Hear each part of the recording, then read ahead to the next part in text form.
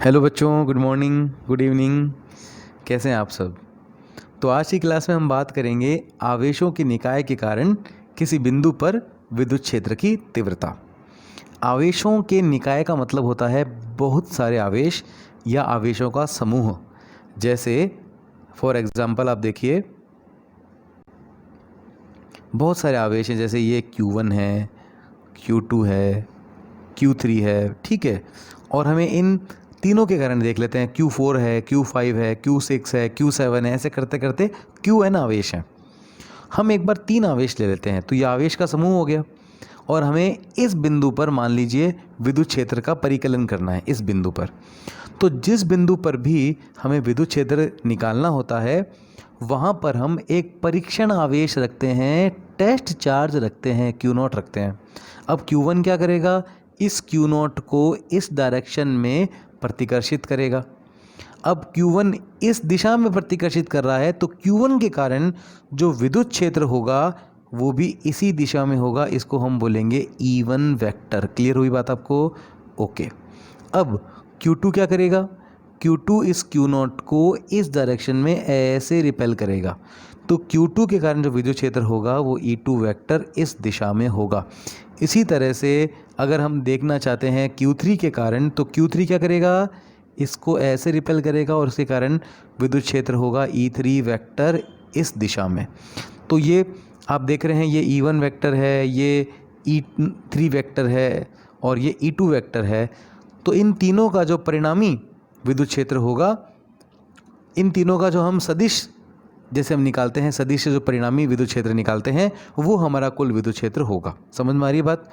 तो इसी चीज़ को हम बोलते हैं अध्यारोपण का सिद्धांत भी बोलते हैं। जब बहुत सारे विद्युत क्षेत्र एक बिंदु पर लग रहे होते हैं अलग अलग दिशा में, तो इनका जो हम नेट विद्युत क्षेत्र निकालते हैं उसे ही हम अध्यारोपण बोलते हैं, या इसे बोलेंगे हम आवेशों के निकाय के कारण किसी बिंदु पर विद्युत क्षेत्र की तीव्रता। समझ में आ रही है बात आपको?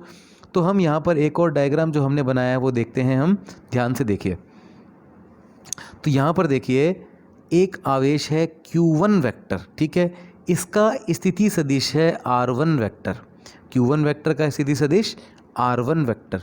ये Q2 देखिए आवेश, इसका स्थिति सदिश R2 वेक्टर। स्थिति सदिश पता है, किसी भी आवेश की स्थिति को जब हम मूल बिंदु से मिलाते हैं तो उसे बोलते हैं हम स्थिति सदिश। ये आवेश Q3 है, इसका स्थिति सदिश होगा R3 वेक्टर। वैसे करते करते ये आवेश है Q1, इसका स्थिति सदिश है Rn वेक्टर। तो अभी तो मैंने सारे बना लिए आवेश और ये होंगे उनके स्थिति सदिश। समझ गए बात आप इतनी? ओके।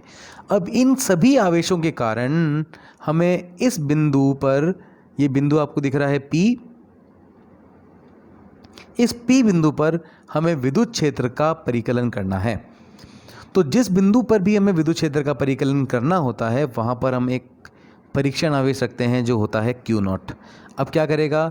Q1 Q0 को ऐसे रिपेल करेगा, Q2 ऐसे रिपेल करेगा, Q3 ऐसे रिपेल करेगा, Q4 ऐसे रिपेल करेगा, ऐसे रिपेल होता जाएगा।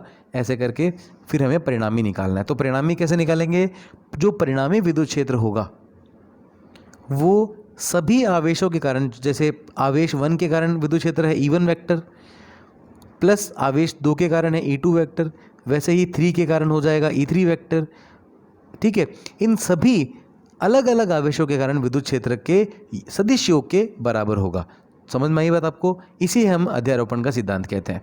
तो पहले आपको हमारी पिछली क्लास से फॉर्मूला लेना पड़ेगा कि जैसे मान लीजिए एक Q1 होता है। याद कीजिए हमने पिछली क्लास में क्या पढ़ा था कि यहाँ पर एक था हमारे पास स्रोत आवेश Q, ये इस Q0 पर क्या लगा रहा था? बल। तो इस Q के कारण विद्युत क्षेत्र की तीव्रता क्या थी? तो हमने लास्ट क्लास में देखा था कि हमें विद्युत क्षेत्र की तीव्रता निकालनी थी इस बिंदु पर, तो हमने वहाँ पे Q0 रखा था, याद कीजिए। तो उसके कारण विद्युत क्षेत्र था E vector equals to KQ R0 vector minus R vector. मैं फिर से लिखता हूँ E वेक्टर, फिर से लिखता हूँ, फॉर्मूला याद रखिए। E vector KQ R0 vector, ये जो फॉर्मूला है लास्ट क्लास में आप देखिए, याद आ जाएगा। R0 vector minus R vector upon R0 vector minus R vector का होल क्यूब। याद आ गया आपको ये फॉर्मूला? ओके, ये फॉर्मूला आपको याद करके चलना है। ये आर नॉट वेक्टर क्या है?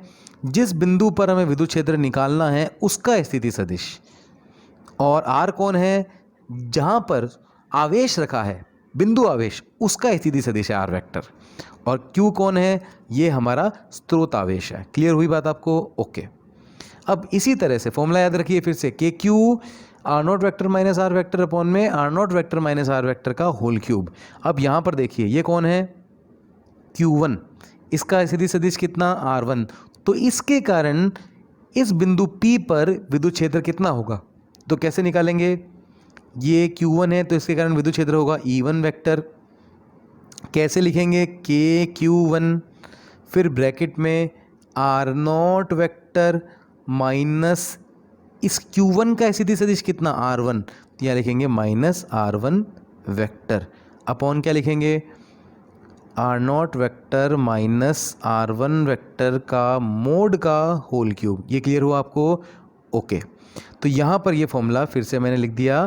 तो ये बात मैंने वापस से यहाँ पे एक्सप्लेन कर रखी है नोट्स में। ये डायग्राम आपने बना लिया होगा, स्नैपशॉट ले लिया करो आप नोट करने के लिए, ठीक है? नोट्स भी पड़े होंगे आपके पास ये वाले। तो यहाँ लिखेंगे माना P बिंदु पर कुल विद्युत क्षेत्र की तीव्रता E वेक्टर है। सबके कारण, सभी आवेशों के कारण विद्युत क्षेत्र की तीव्रता E वेक्टर है। अब परिणामी विद्युत क्षेत्र तीव्रता क्या होगी? सभी आवेशों के कारण विद्युत क्षेत्र की तीव्रता का योग के बराबर होगी। ये बात क्लियर होगी? अब Q1 के कारण हमने बात की थी विद्युत क्षेत्र की तीव्रता कितनी होगी? KQ1 R0 minus R1 vector upon R1 minus R0 vector, R0 minus R1 vector का होल क्यूब। ये क्यूब है, ये 3 है, 3, ठीक है? ओके। अब 2 के कारण क्या होगा? यहाँ पे हम लिख देंगे E2 vector KQ2 R0 vector minus R2 vector upon में R0 vector minus R2 vector का होल क्यूब। अब E3 आपको पता लग चुकी है, KQ3 R0 vector minus R3 vector upon R0 vector minus R3 vector का होल क्यूब। इसी तरह से चलते जाएंगे कहाँ तक? N तक। KQN R0 vector minus RN vector upon R0 vector minus RN vector का होल क्यूब। क्लियर हुआ आपको ये? अब क्या करेंगे? अब E1 की वैल्यू, E2 की वैल्यू, E3 की वैल्यू इस इक्वेशन में पुट कर देंगे। तो यहाँ पर हम E1 की वैल्यू क्या रखेंगे? KQ1 R0 vector minus R1 vector upon R0 vector minus R1 vector का होल क्यूब। E2 की वैल्यू पुट करेंगे KQ2 R0 vector minus R2 vector upon R0 vector minus R2 vector का whole cube. E3 की value put करेंगे और ऐसे करते करते हम EN की वैल्यू पुट कर देंगे। तो यहाँ देखिए इस इक्वेशन में हमने E1, E2, E3 ऐसे करते N की वैल्यू पुट कर दी। ये देखिए यहाँ पर आप डैश डैश डैश लगा देना, क्योंकि ये N तक हैं, बहुत सारे हैं। हम केवल 1 2 3 लेके डैश डैश करके हम लास्ट में N ले रहे हैं। क्लियर हुआ आपको बात? अब हम क्या लिखते हैं? जब एक ही जैसे पद बार बार जुड़ते हैं तब हम समेशन लेते हैं। एक ही जैसे पद बार बार जुड़ते हैं तब हम समेशन लेते हैं, ऐसे सिग्मा, ठीक है? तो हम यहाँ पर ले लेंगे समेशन। ये देखिए सबसे पहले अब समेशन लेके हम देखते हैं क्या चीज़ कॉमन आ रही है। तो देखिए के सब में कॉमन आ रहा है, दिख रहा है आपको के? तो हम यहाँ से के बाहर ले लेंगे और यहाँ पर लगा देंगे समेशन। अब हम अंदर देखते हैं कि क्या क्वांटिटी बची है। तो देखिए Q1 है, R0 है, R1 है, फिर Q2 है, R0 है, R2 है, Q3 है, R0 है, R3 है। तो हम देख रहे हैं एक Q है और 2 R हैं। तो उसके बाद हम लिखेंगे एक Q और 2 R। मैं फिर से यहाँ पर अलग से इस बात को मैं आपको अलग से समझाता हूँ। तो पहले मैंने समेशन लिया और समेशन के बाहर मैंने क्या रख दिया? के रख दिया। फिर आप देखिए अंदर क्या है? एक तो Q है और 2 R हैं।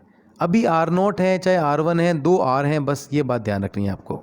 ओके, मैं जगह कम थी, फिर से बनाता हूँ। समेशन लेता हूँ, बाहर K कॉमन है, अंदर Q है और 2 R हैं। ये R0 है चाहे R1 है, एक बार ये बात ध्यान दीजिए। और नीचे क्या होता है? मोड, फिर 2 R हैं और उनका होल क्यूब है। इतना है या नहीं है? सब सारे स्टेप में है ऐसा? ओके, तो आप इतना काम कीजिए। फिर आप देखिए कि यहाँ पर पहले स्टेप में 1 आएगा, दूसरे स्टेप में 2 आ गया। अगर देखिए पहले स्टेप में 1 है तो यहाँ भी 1 है, यहाँ भी 1 है, यहाँ भी 1 है। दूसरे स्टेप में 2 है तो यहाँ 2 है, यहाँ 2 है, यहाँ 2 है। ये स्टेप फिक्स है, ये टर्म फिक्स है, ये आर नॉट ही है। सारे स्टेप में ये भी आर नॉट है और ये भी आर नॉट है। क्लियर हुआ? बस ये क्यू, ये आर और ये आर, ये चेंज होते रहते हैं।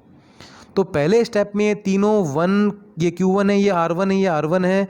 दूसरे में ये Q2 R2 R2, third step में ये Q3 R3 R3 और nवें स्टेप में ये Qn Rn Rn है। इसका मतलब चेंज कौन से हो रहे हैं? ये चेंज हो रहे हैं। तो जो चेंज हो रहे हैं उन पदों की जगह आप आई लगा दीजिए। तो यहाँ पर मैं चेंज हो रहे हैं तो ये 2 हटाता हूँ, इसको मिटाता हूँ, इस 2 को हटाता हूँ और इस 2 को हटाता हूँ।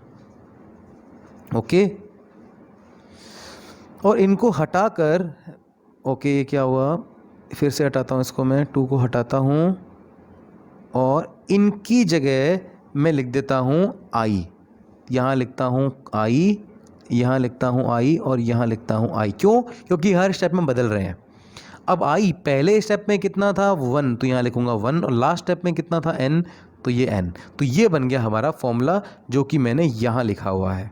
अब ये क्लियर हो जाना चाहिए आपको, मेरे हिसाब से समझ में आ जाना चाहिए ये फॉर्मूला। ये देखिए, ये क्लियर हुआ आपको अब? ओके, तो अब यहाँ पर हम इसकी स्टेटमेंट बोल देंगे।